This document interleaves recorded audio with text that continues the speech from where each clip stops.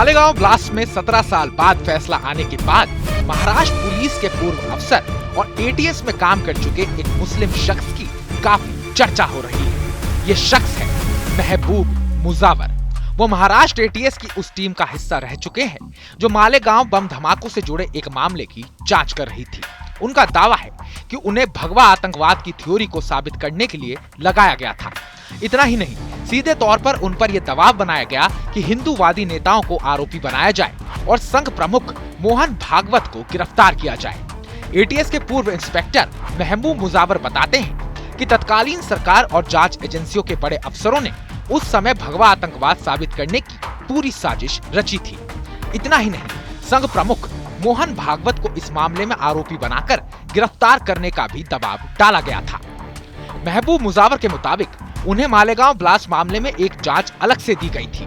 इस जांच में फरार आरोपी संदीप डांगे और रामजी कालसांगरा की गिरफ्तारी के अलावा संघ प्रमुख मोहन भागवत को गिरफ्तार करने का दबाव था।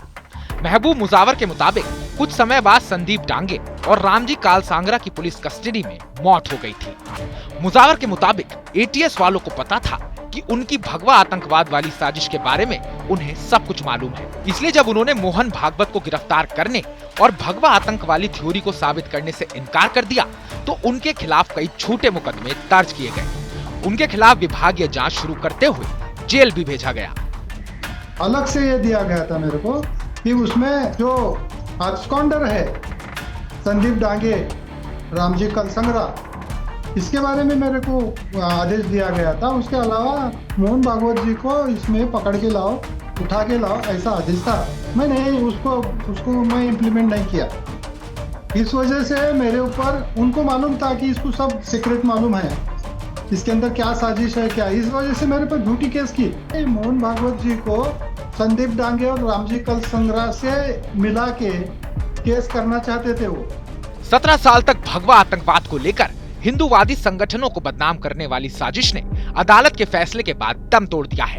सैफरन टेररिज्म यानी कि भगवा आतंकवाद का नैरेटिव गढ़ने वाली तत्कालीन सरकार और नेता आज या तो इस मुद्दे पर अपना दामन बचा रहे हैं या यू टर्न ले रहे हैं। 29 सितंबर 2008 को महाराष्ट्र के मालेगांव में अंजुमन चौक और बीकू चौक के बीच शकील गुड्स ट्रांसपोर्ट के सामने रात 9:35 पर बम धमाका हुआ था। इस हमले में 6 लोग मारे गए और 101 लोग घायल हुए थे। इस हमले में देश में पहली बार भगवा आतंकवाद का नाम सुना गया। अदालत ने अपने फैसले में कहा है कि आतंकवाद का कोई धर्म नहीं होता, लेकिन मालेगांव ब्लास्ट मामले में तो शुरू से ही भगवा आतंकवाद की झूठी कहानी को हर तरह से साबित करने की कोशिशें हुई। लेकिन एटीएस के पूर्व अफसर महबूब मुजावर ने अदालत को लेकर अपने सार्वजनिक बयानों तक हर बार भगवा आतंक को तत्कालीन कांग्रेस सरकार और बड़े अफसरों के दबाव का नतीजा बताया। मेरे को जो भी है कायदेशीर आदेश था, मगर वो उसमें का कंसेप्ट था वो झूठ था। जो है मेरे पास जो रिकॉर्ड है वो है तो बोल रहा हूँ, छाती ठोक के बोल रहा हूँ, हिम्मत से बोल रहा हूँ, सच्चा बोल रहा हूँ। महबूब मुजावर के परिवार का महाराष्ट्र पुलिस से पुराना नाता है।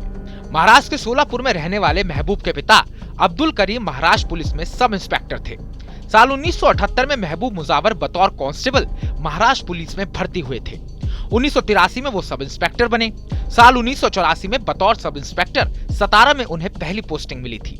बाद में मुजावर ने महाराष्ट्र पुलिस की एटीएस शाखा में भी सेवाएं दी। महबूब मुजावर को मालेगांव ब्लास्ट केस में एक जांच मिली थी। उन्होंने मोहन भागवत की गिरफ्तारी का दबाव बनाने का आरोप लगाया। मुजावर ने अदालत में हलफनामा देकर कहा था कि भगवा आतंकवाद झूठा नैरेटिव है।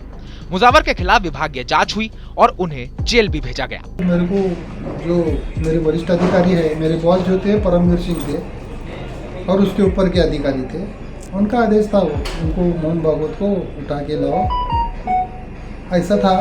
और तब उस वक्त भगवा आतंकवाद का कंसेप्ट चल रहा था मीडिया के अंदर, और ये जो झूठे काम करने के लिए मेरे को बोला तो मैंने नहीं किया। उसकी मेरे को सज़ा मिली, झूठा काम नहीं करने से मेरे को अटक किया गया, जेल में डाला गया और मेरी बदनामी की गई। फिर मैं वो केस के अंदर मेरे पास जो भी एविडेंस है वो मैंने कोर्ट में पेश किया और मैं निर्दोष छूटा। ये निर्दोष जो छूटा वो मैं 10 साल हो गए ये बात को, और ये डॉक्यूमेंट में एनआईए के कोर्ट में गई ये डॉक्यूमेंट, और उसका भी कुछ ना कुछ उसके अंदर नोट है। बाद में वो सभी मामलों में बरी हो गए। मालेगांव ब्लास्ट के बाद तत्कालीन गृह मंत्री पी चिदम्बरम और उनके बाद केंद्रीय गृह मंत्री बने सुशील शिंदे ने साफ कहा था कि देश में भगवा आतंकवाद चल रहा है। उन्होंने यहां तक कहा था कि भगवा आतंकवाद संघ के कैंपों में तैयार किया जाता है। इसके बाद देश की सियासत में खासा हंगामा मच गया था। 17 साल बाद जब अदालत का फैसला आया है तो कोर्ट ने साफ कहा है कि आतंकवाद का कोई धर्म नहीं होता। हालांकि मालेगांव केस की जांच में शामिल रहे पूर्व एटीएस अफसर महबूब मुजावर दावा करते हैं कि इसे भगवा आतंकवाद साबित करने के लिए कैसे उस दौर में सरकार और जांच एजेंसियों के अफसरों ने गैर कानूनी तरीके अपनाने के लिए दबाव डाला था।